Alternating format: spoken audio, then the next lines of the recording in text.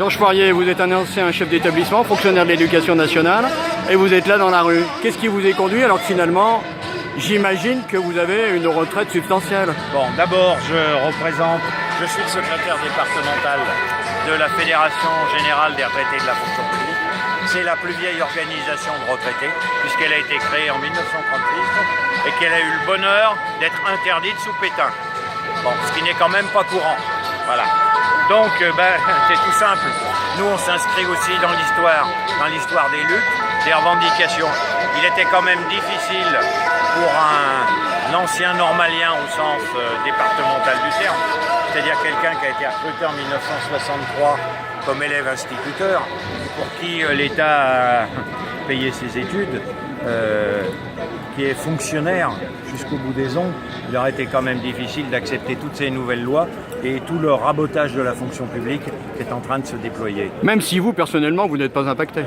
Ah, je ne suis plus impacté, mais il y a quand même une solidarité qui me semble naturelle. Au bout de... Oh, allez, ça fait 150 ans quand même que les gens descendent dans la rue pour obtenir des lois et des lois sociales qui leur soient plus favorables. Alors là, j'entends le professeur d'histoire, ancien professeur d'histoire qui parle, mais alors justement, au terme d'une manifestation comme celle-là et d'une journée d'action, sur quoi est-ce que ça peut déboucher concrètement? Puisqu'on a vu que, par exemple, après les manifestations sur les ordonnances, elles ont été promulguées.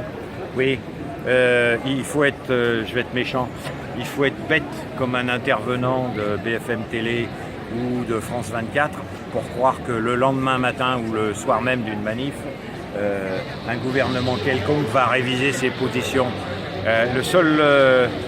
Toutes nos avancées se sont faites forcément sur un temps long.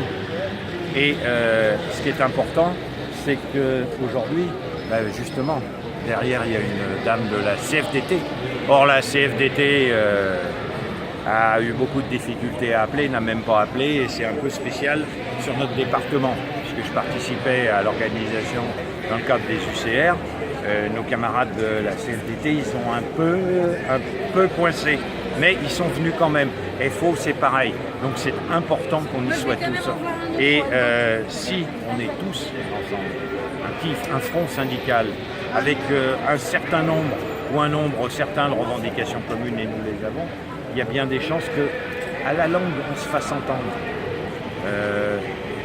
Les retraités, c'est des gens qui votent, c'est des gens qui payent, c'est des gens qui gardent les enfants, c'est des gens qui sont très importants dans la société. C'est aussi eux qui font le 80% du bénévolat.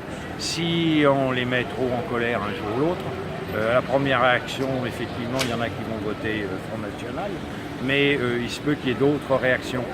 Et c'est sur ces réactions unitaires, comprises, compréhensibles, que nous tablons tous.